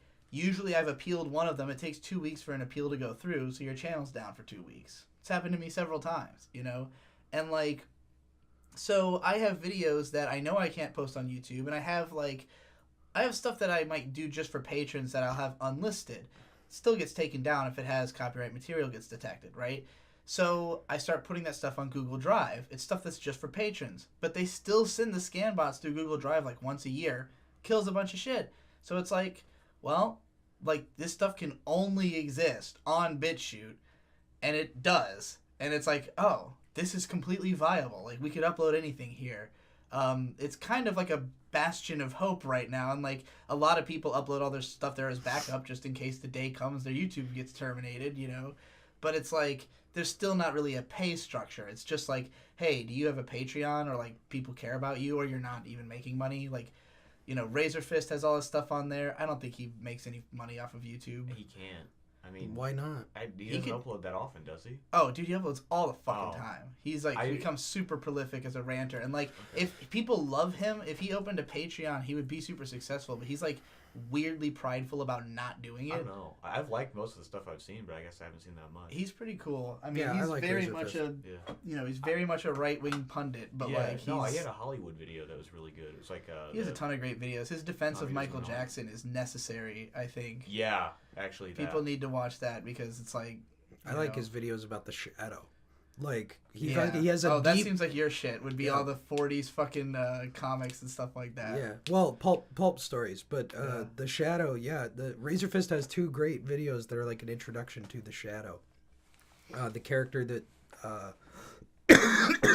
it's basically the progenitor of Batman. It's like the version of Batman that makes sense, and Razor Fist has good videos about him. Yeah, he does. He's a bunch.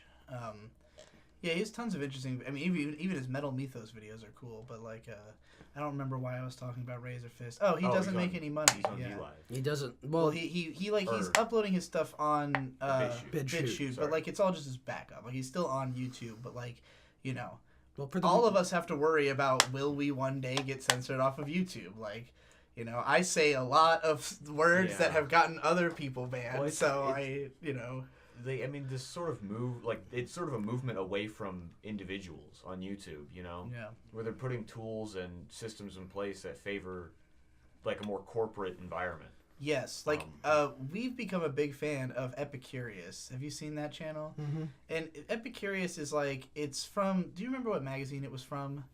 It was like, it belongs to one of the major like magazines, but it was like their food subsidiary. Oh, it was originally a magazine, now it's a YouTube show. And like, I legit had never heard of it and just thought it was a YouTube show that was really ambitious, because it's just like shot on like, it's like an all-white set.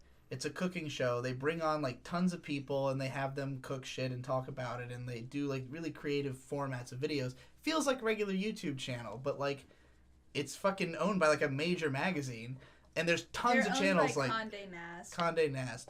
And there's tons of channels like this. And yeah, like those are the ones that are blowing up now. It's like stuff that's very like, oh, this is a type of video you enjoy, So like, watch more of this type of video, less so like this person. And I could see YouTube wanting to do that because people are volatile and like, they've had to clean up after PewDiePie and what's his fuck?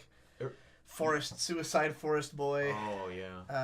Logan Paul, yeah. No, it reminds me of Deus Ex, the reboot one, where they were just using holograms to create fake celebrities to control the flow of culture. Yeah, that makes. I mean, they're gonna get there. Yeah, that's what Hatsune Miku is. Like, Hatsune Miku has no blemishes on her public record whatsoever. Notwithstanding the ones that we've fabricated in our dojins. Not me, not never. Actually, I hate to drop a red pill here, Digi, but Hatsune Miku is deeply involved in the defense industry. She's made several investments with Bell Helicopter, Union Carbide, Boeing. She was an advisor on the creation of Raytheon's ballistic missile defense system, where she was paid very handsomely, apparently, but under the table, because it's like the whole chain of getting cryptocurrency transactions to the anime world is very difficult. I don't know how deep down this rabbit hole we could afford to go on a public audio stream, but Look, as long as our holographic I'm going to call this the CryptoMiku Podcast. The CryptoMiku Podcast. Yes. Okay. Do you think that'll be taken as... I think that'll be like too... Because crypto seems to be like a thing they call you if they think you're alt-right now. Crypto-fascist. Crypto-fascist. I don't want it to be a crypto-fascist podcast. I'll be crypto... People are already calling you that, though. There are people who think I am a crypto-fascist. Have you heard of that term? Yes. Oh, I've heard of crypto-fascist. This room is just covered in Western art, Yeah. It's, if I had to imagine a neo-Nazi... I'm thinking entirely covered in Japanese women. Yeah. Yeah. See, that's we were doing this bit. Although that's what Twitter thinks of it as, like, because it's anime girls' avatars on like sizable portion of the right wing Twitter account. But that's the thing that people don't get, like, because people adopted it, sincerely in the aftermath of the election. But like, seriously, this whole thing started with people asking themselves the question: how, like, if you're an anonymous internet troll. Okay, yeah. And people do this, like, I have engaged in this probably straight for, 13 years of my life. Yeah. Before I was like, I'm not going to be a troll. I'm going to project positivity into the world. Like, fucking internet trolls ask themselves one question, which is, if I have no name, I have no presence, I have no stable identity, how far can I get a thing that I post on the internet? How big can I get it to go? Yeah. And the first lesson is like, you want to get big, you make people angry. Yeah. And like after September 11th and Columbine, the U.S. media, like, you know, and the global media really, because it's like we're all kind of citizens of the United States at this point, because we live in a fucking weirdo empire that exists as the result of the Second World War, when America was like the only country still standing. Like, the fucking media has been really aggressively pushing like, you know, disastrous, horrible imagery as like the driver of news cycles. And like, it's not because there's like some fucking grand design to do this. It's like, you know, the September 11th attacks were this massive, you know, changing event in how the media broadcasts tragedy. It's not just about the actual terrible fact of the attack itself. It's that the media had so many fucking angles of this thing, and it was so extensively broadcast. Right. Like, it was just on a 24-hour loop, you know, for the first few days, and then it's constantly repeated. The imagery was constantly repeated. You look at something like the Kennedy assassination, which happened in a very different media environment with you know, much less poles of control. Those images were not splattered everywhere. Mm-hmm. Like, those images were actually very contained. Like, you know, you could only really see Jack Ruby shoot, like, from like watching television live at the time. Right. Like, it wasn't something that they were playing every night on the news, but like images of the smoke clouds, of the billowing, you know, the imagery was just inundated. And the same thing with Columbine. It's like that imagery, like, you know, filtered out into every corner of the media. It's like that horrific kind of imagery became a big driver of media. And so, like, there's always this fear, there's always this existential dread. The internet follows what the larger culture is doing because it's trying to hack into the larger culture. The troll community started getting, like, it started getting darker and darker and darker and darker because the culture around it was getting darker and darker and darker and darker.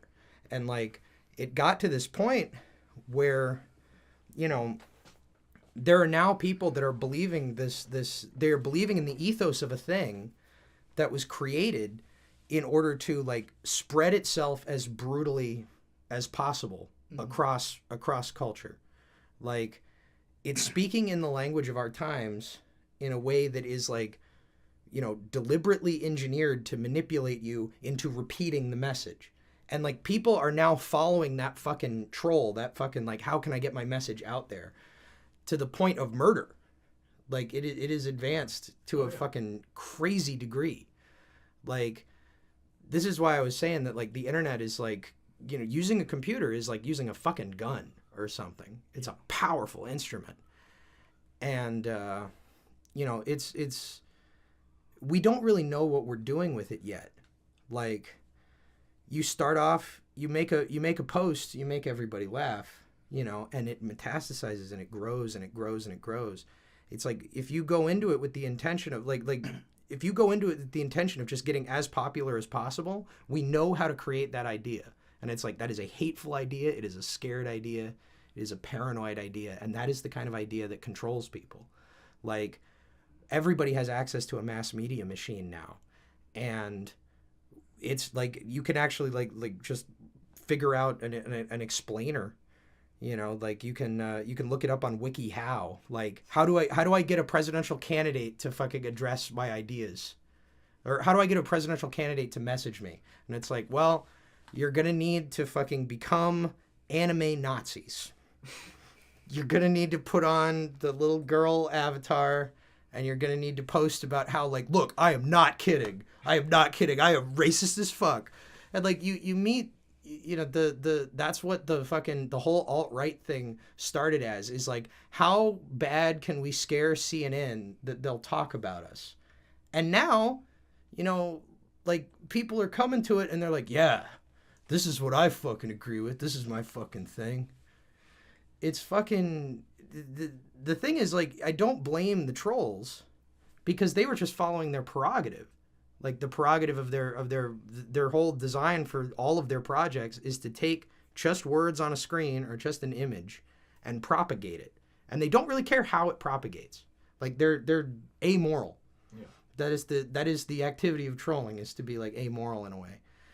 But it's like we are now in a society that is so interconnected by this network that like our culture as a whole and our politics and like our locuses of power can be controlled by spontaneous cultural, events, like a bunch of trolls deciding to get famous without ever revealing their names. And then, of course, this is the problem, is now there's whole generations of people that are like, oh, these messages seem popular, so I want to get in on it. Yeah. And then they get fucking destroyed. I mean, people are losing their jobs for throwing up the fucking white power the OK sign. Yeah. That 4chan, was it 4chan? Yeah.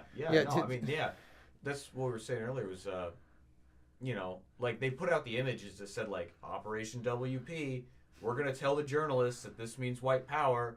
And like you'd go on BuzzFeed and see the OK hand sign and the headline, this is the new signal of white power. And then it would have the fucking image macro in the article. And they're like having to post paragraphs of moral rhetoric about like, even though we know we're getting owned, we're still going to let them do it. And it's just playing into this really stupid culture jamming. And that's all it really is it's like a cultural signal jamming so that things that are legitimately like not good can just fly under the radar. Yeah. I mean, and it's also like it's they're creating an environment of constant like they're creating an environment of paranoia because it benefits everybody for us to be paranoid and at each other's throats. Well, yeah, I mean they've been doing mass media, on television for a very long time, and they've figured out quite nicely that they're not selling you the news; they're selling your viewership to advertisers. So if they just keep you really freaked out, you'll stay tuned in, right? And that's more people seeing the ads. Yeah, because if the world's going to end tomorrow, you better buy the newspaper today. Right. But there's only so long you can play that fucking gambit. And like, this is the thing that I'm seeing. Like, basically like, I'm fascinated by the fucking, the total victory of the troll movement in the fact that like the president of the United States now has adopted their tactics and vernacular. Yeah. Like, that is fucking a crazy thing for the internet to have done. But I think that the old world of politics, which is just based on a lot of 20th century assumptions, especially about the mass media that drives it, it's just not there anymore. Like, it doesn't exist in the same way. And it's like the future of like the real decisions that are going to be impacting the structure of the world, especially culturally right now, are things like the fucking blockchain video sharing. Like, there's actually technical solutions to a lot of like fucking societal problems at the moment that don't have to come out of like big corporations. No. And it's I think that it would be like, I think artists in general underestimate how liberating it would be to not have to answer to any of these fucking guys. Like, it's not just about being able to say whatever you want. It's like what will be successful will be what people care about, Like, YouTube, because of the fact that if you want to make a living off of just YouTube ad revenue, you need to get a fuckload of views. And it's not hard to do that. You just have to talk about the right things in the right way. And like, it helps to be a charismatic speaker, capable of reading and writing decently. Like, you don't even have to be that great, but like, if you have some element of your presentation that sticks out, like, but you just got to keep talking about the relevant shit. And you can do that in a lot of interesting ways, and plenty of people do it that I love and I watch. Anthony Fantano is a good example. Cover every album that comes out. It's fair. He's a very egalitarian approach to it. He's just like, I review whatever, whatever like a proper PR person sends to my desk. I will check it out, and if I have anything to say about it, I'll review it, So like, I feel like, yeah, okay, I have no problem with that, and that works well in this system, but that's all that works well in this system. That's it. If you're not able to do something like that, this kind of charismatic, frequent, on-topic content, you can't survive on the platform. And not everybody should be doing that. There's more interesting things we can do, you know? And like YouTube, I mean, there's still plenty of weird shit that gets uploaded there just because it's the only place to upload shit, Yeah. So YouTube will always be weird, but like, so many people are being driven creatively to make content that will get them popular. And, like, so many people who are imitating it and failing. Like, there's way more channels with, like, 10,000 views, 10,000 subs that, like, only update once every 6 months and they just never take off. And, like, they fully intend to become a YouTuber, but they just can't work fast enough. And, like, you have to be able to work fucking fast. Like, it's just a requisite. You're going to have to put out content twice a week if you really want to be successful. I mean, there's some people who put out more rarely if it's like a certain type of content that like everybody's gonna watch every video you do. Yeah. Like Captain Christian's a good example of that. You heard of that guy? Mm-mm. He's a guy who like he probably put out a video like once every couple of weeks, but like every single one is about some like major piece of pop culture that he's doing like a super well edited, in-depth analysis of, like Adult Swim, whole history of Adult Swim video. You know, everybody's gonna watch that. So there's a level where you can kind of get the ability to take longer on a video, but it has to be like every video is a hit. Yeah, I think Crobat's kind of like that. He takes big gaps. Oh, Krobcat. Yeah. I might be mispronouncing that, but like his videos are amazing. Yeah, but he only uploads every like maybe once a year. But the thing is, he does these videos that like I don't know how big they go in terms of views. They're big. They're a couple million, I think. But he does like it's literally just like actually you know what it is. You know what Krobcat's videos are. It's the Old Man Murray. It's the first Old Man Murray story, which was this Jurassic Park game came out in 1996 called Trespasser, which was part of Steven Spielberg's like interactive studio, and so it was this very pretentious promotion for the game that it was like this whole new experience in gaming, and like we sat idiot Quake players down in front of Trespasser and they didn't even fucking know how to use a door. Like these fucking punks, these fucking dummies playing Quake. That's there's this whole thing in the 90s where people assume that you were dumb if you played Quake, and I'm like, you know, motherfucker, it's like it's like playing chess with bullet trains. It's like I always thought of that as a technical game. Like, it's super technical. Yeah, but for sure. So they had this game Trespasser. I'm sorry.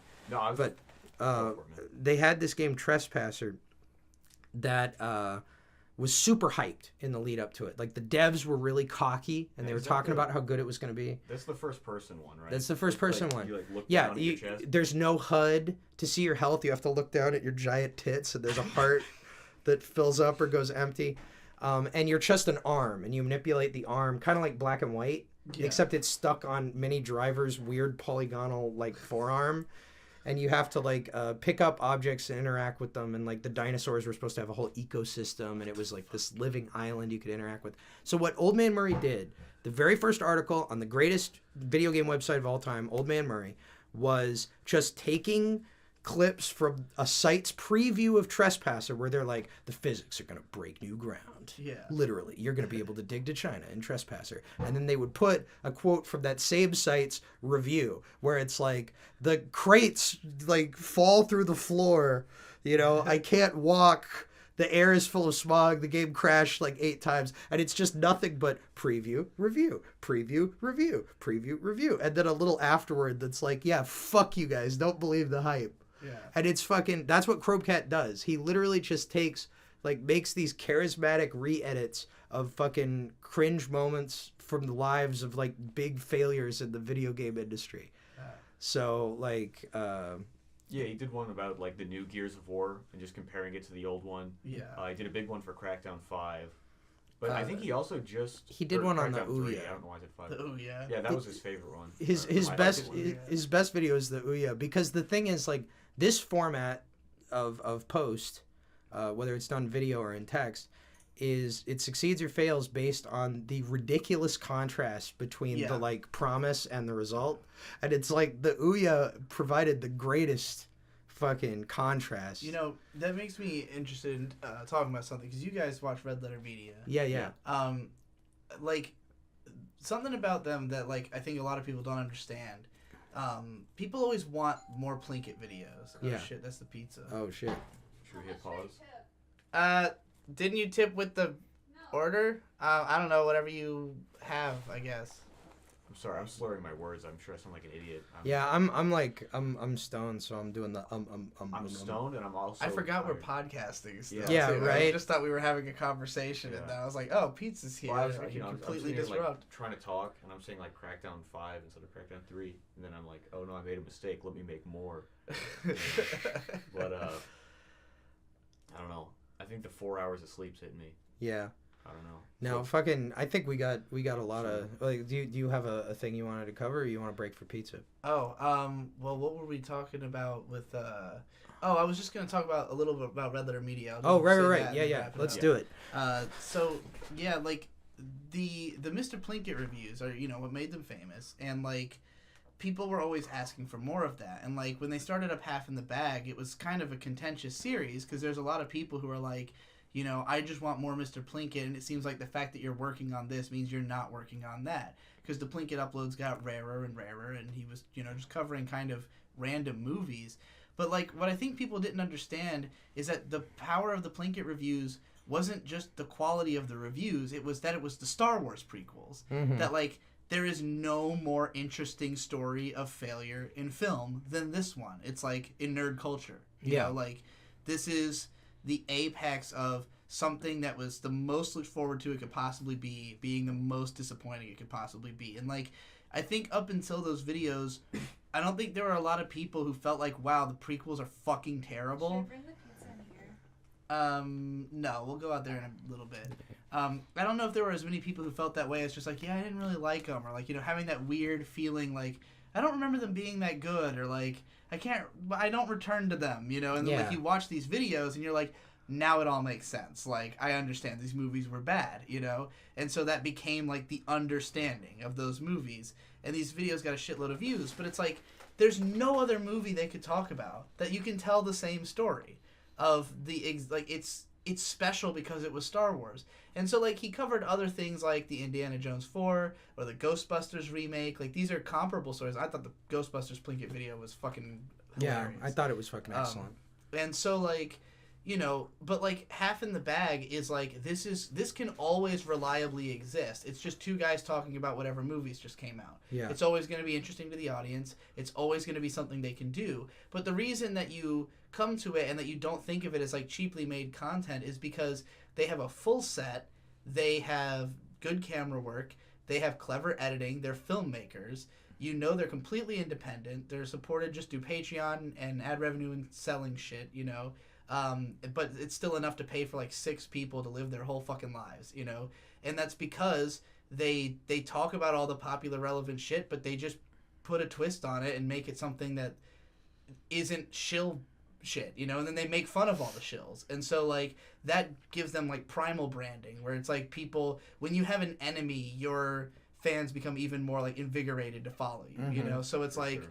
The fact that they have painted the enemy in like Disney and streaming sites and like and people like our opinion obviously falling on the correct side of all these issues and being like, yeah, these are the only guys with this big of a platform calling out Disney, and it makes it feel like that's a mainstream counter opinion to have, like you're safe in having this opinion because there's a big channel saying it, we're all in agreement, we don't like this, they're pointing shit out that makes you not like it, so you go, yeah.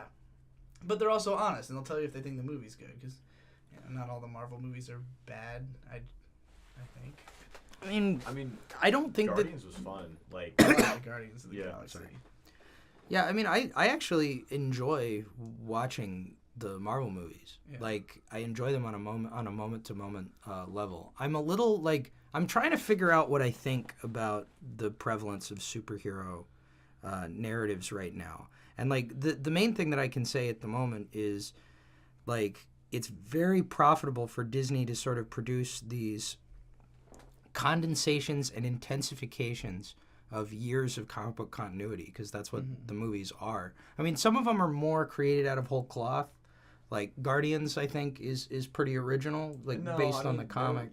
Compared to the comic, I mean. Yeah. I mean, it was a comic, but it wasn't that lineup even. Well, the Guardians, there were I think it was like a lot of the Marvel movies end up, like when I say that they're this accumulation of cultural data over 80 years, I'm not saying that this is like these movies are made by like great reverent otaku that like sat down and were like, what would be the most artful rearrangement of these beautiful themes that I love. It's people saying like, okay, what can we take out of like stuff that has worked with this character before that people will remember if they're in a position to remember it, and what is in like what's right in front of us. So like the Guardians of the Galaxy has the cast of the Guardians of the Galaxy comic that was going on, I believe, at the time. But like the original Guardians of the Galaxy were like this just really weirdo team that had nothing to do with the movie that got made.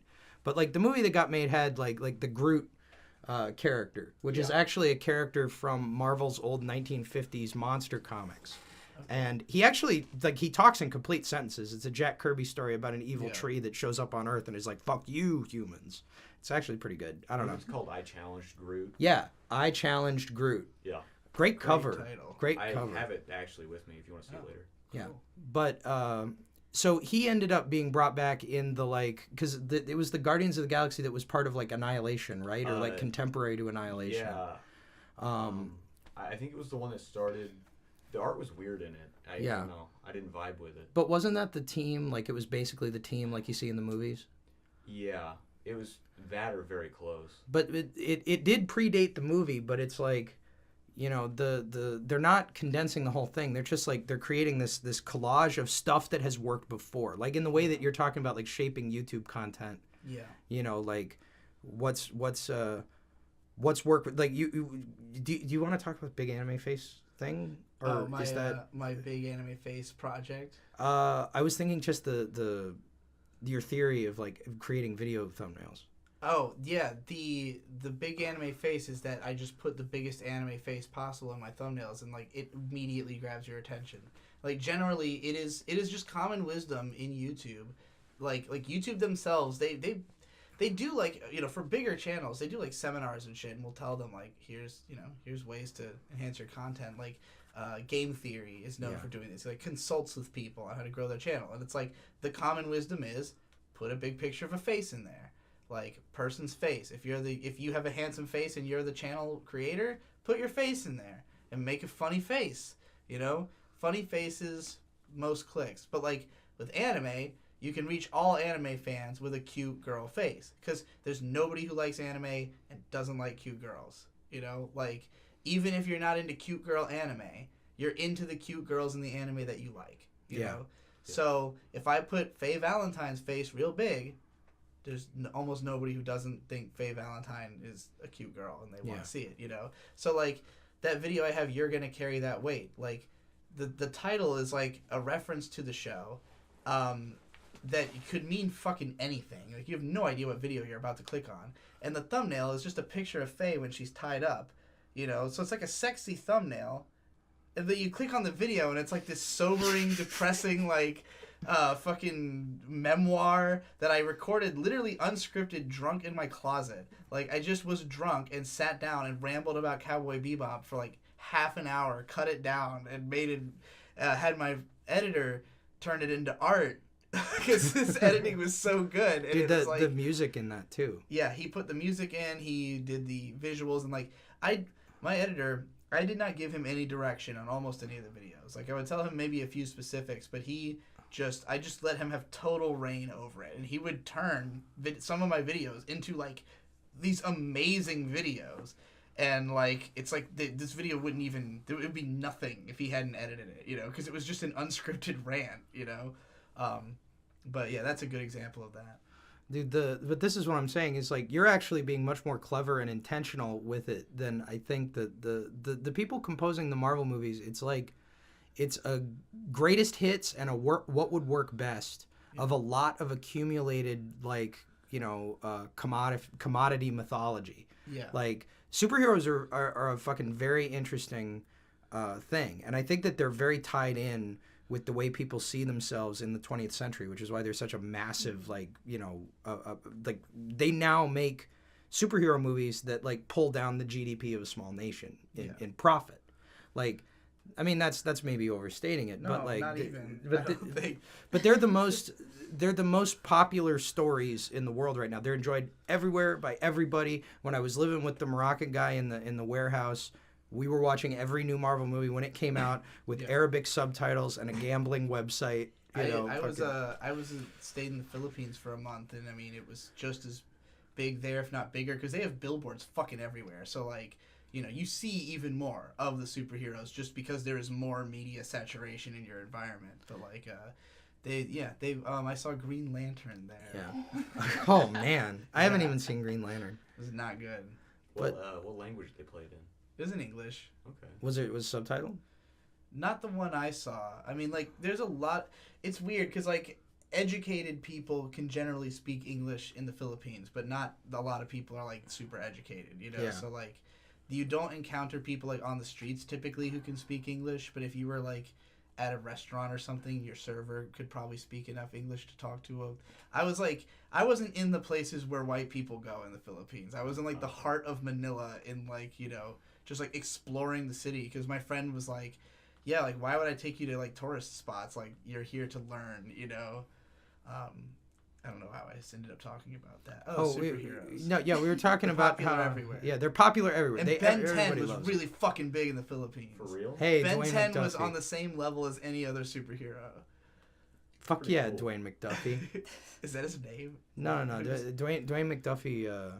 Dwayne McDuffie did. Did he create Ben 10? I think he created Ben 10 or he worked on it. But Dwayne McDuffie wrote the JLU series, Justice League Unlimited, and he wrote Deathlock in the '90s. Like he was a fucking really, really good comic book writer. He's sadly dead now. If he gets any royalties off of Ben 10 toys, then he is definitely a fucking millionaire. Well, he's You're making a live action Ben 10. That's true. Like why? It's still happening. Ben 10 is like It's a enduring great franchise. Yeah. it's a great. They I just mean, rebooted it again. look, like I don't know much about Ben 10. I know a little bit. Yeah. But I'll tell you this: Dwayne McDuffie is a good writer. I definitely believe he can write for a tween audience, which I believe is and he could do it in an intelligent it's a way. well done tween show. Like I mean, I don't think it's any worse than Teen Titans. Like, because I've recently tried to rewatch a bunch of episodes of Teen Titans because I got paid to rant about them. Yeah. And I thought the show did not hold up in any way. Like, I was completely not into it. So, like, when I think about it, though, I'm like, Ben 10 was exactly as enjoyable to me as Teen Titans is now. Like, because I was older when Ben 10 came out. So I was just like, oh, this is dumb shit. But it's like, if I had been 10 when that show came out, it would have been my world. Like, Well, it's marketable because he's got all the different alien forms with the toys. right. Yeah. He's got a good supporting cast, which very often, superhero stories, especially in kids TV, can end up being like, kind of light on supporting cast. It's Yeah. like they're in a team or like, you've got to have a good supporting cast for your superhero. And he's got his uncle who looks like Jack Kirby driving the fucking RV around. Right. It's like a fucking... I see that there's all kinds of fucking intricacies to the Ben 10 thing. Like, Yeah. he's got a reverse number, and there's like different It's a matrices. complex universe, and like when you Yeah. get to like the season where they're like older, it's like it's an ongoing story. It's not just like episodic all the way through. So It's like it's like a proper comic book show. But that's that's the thing is like superhero story is not a hard thing to replicate. Like you were talking about autism being this sort of way that people think about things in like more or less of a database fashion where you're Yes. accumulating lists of similarities and differences. Right. And it, like American comic books definitely function along those lines where it's Right. like you've got Flash 1, Flash 2, Impulse. Every character explodes into this network of characters. But it's because there's this archetypal story which is at the center of all of it. Like in all of these fucking very successful media forms like movies and radio and music, there's this idea that basically the Superman idea where because then in the pulp stories you had characters that were like basically Batman, basically Superman. Like Doc Savage literally has a fortress of solitude. Yeah. And he's he's not super strong. John Carter had Superman's power set, but like there were all these pulp heroes who had like the physical abilities, or they had the super smarts, or the wherewithal, or they were scary. Like they had all those features of the super heroic aspect. Like Doc Savage is the smartest guy in the world. He knows everything. Everybody's his friend. But then the big revelation is you get Superman, which is okay. I am this super powerful individual. But at the same time, I'm meek and mild, and I'm constantly clowned on by everybody around me. Like I'm a joke, and I'm the most powerful thing in the world. And I think the reason this idea is so appealing to people is because when you're living in modern industrial civilization, especially in the 20th century, like Superman leapt over tall buildings, like when what tall building meant was being redefined because we were raising giant steel scaffolds in New York to build these structures that just, you know, they were incomprehensible a generation before, where everything was built of stone and wood.